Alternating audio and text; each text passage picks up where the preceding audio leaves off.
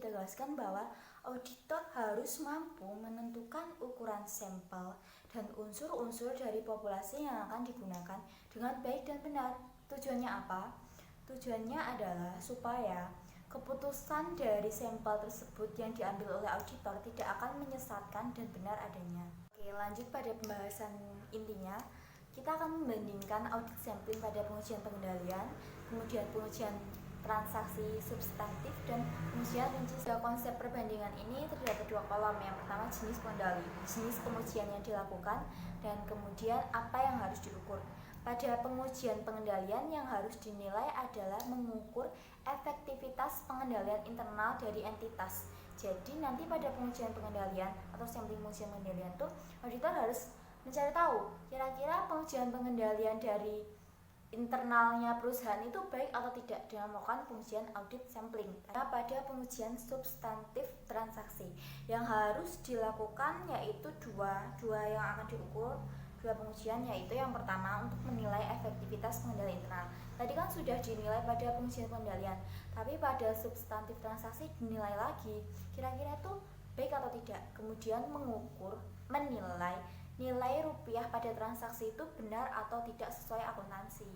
Kemudian pada pengujian rinci saldo yang dinilai adalah apakah jumlah nilai rupiah yang dimasukkan ke dalam akun laporan keuangan itu benar tidak mengandung unsur salah saji material. Auditor harus melakukan dua pengujian sebelum melakukan pengujian rinci saldo.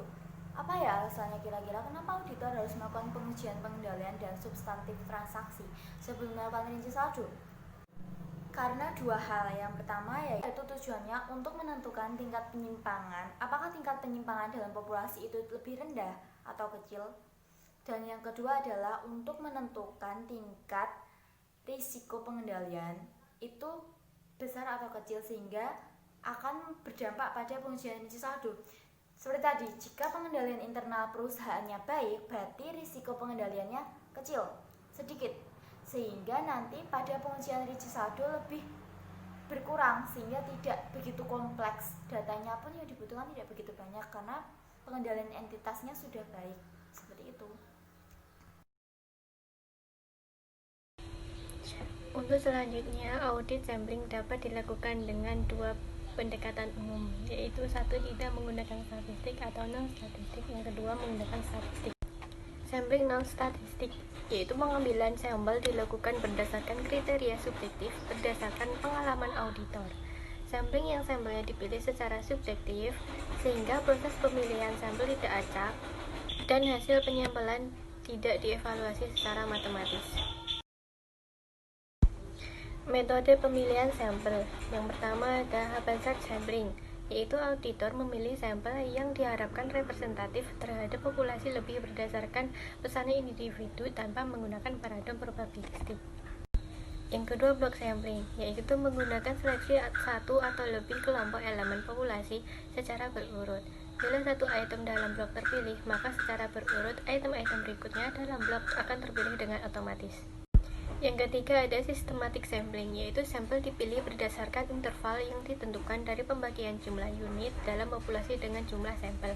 Yang keempat ada direct sampling, yaitu menggunakan seleksi berdasarkan judgement elemen bernilai atau nilai tinggi atau elemen yang diyakini mengandung error. Sampling statistik adalah penggunaan rencana sampling atau sampling plan dengan cara sedemikian rupa sehingga hukum probabilitas digunakan untuk membuat statement tentang suatu populasi. Metode pemilihan sampel yang pertama ada sampel random sampling, menggunakan pemilihan random untuk memastikan bahwa setiap elemen populasi mempunyai peluang yang sama dalam pemilihan.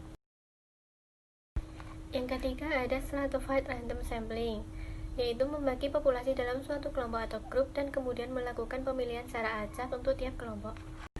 Yang ketiga ada systematic sampling, yaitu menggunakan random start point, kemudian memilih tiap populasi ke N. Yang keempat ada sampling probability proportional to size atau dollar unit sampling, yaitu memilih sampel secara random sehingga probabilitas pilihan langsung terkait dengan nilai atau size. Kelebihan sampling statistik yang pertama memungkinkan auditor menghitung reliabilitas sampel, yang kedua dapat merencanakan sampling dengan baik, dan yang ketiga auditor bisa mengoptimalkan sampel size. Sampling unit moneter merupakan metode sampling statistik yang paling umum digunakan untuk pengujian atas rincian saldo karena memiliki kesederhanaan statistik bagi sampling atribut, serta memberikan hasil statistik yang diekspresikan dalam dolar atau mata uang lainnya yang sesuai. Baiklah, di sini saya akan menjelaskan tentang sampling variabel. Sampling variabel itu terbagi menjadi 5. Yang pertama itu adalah distribusi sampling, dan yang kedua inferensi statistik, yang ketiga metode variabel, yang keempat metode statistik berstratifikasi, yang kelima risiko sampling. Yang pertama tadi adalah distribusi sampling. Distribusi sampling itu digunakan untuk menghitung nilai rata-rata sampel dengan rumus. Dan yang kedua adalah inferensi statistik. Inferensi statistik digunakan untuk menghitung interval rata-rata populasi dengan rumus. Yang ketiga adalah metode variabel. Metode variabel terbagi menjadi 3. Yang pertama estimasi perbedaan, yang kedua estimasi rasio, yang ketiga estimasi rata-rata per unit. Yang keempat adalah metode stratifikasi bersertifikasi. Metode ini digunakan untuk semua unsur populasi yang ada. Dan yang kelima adalah risiko sampling. Risiko sampling sendiri terbagi menjadi 2.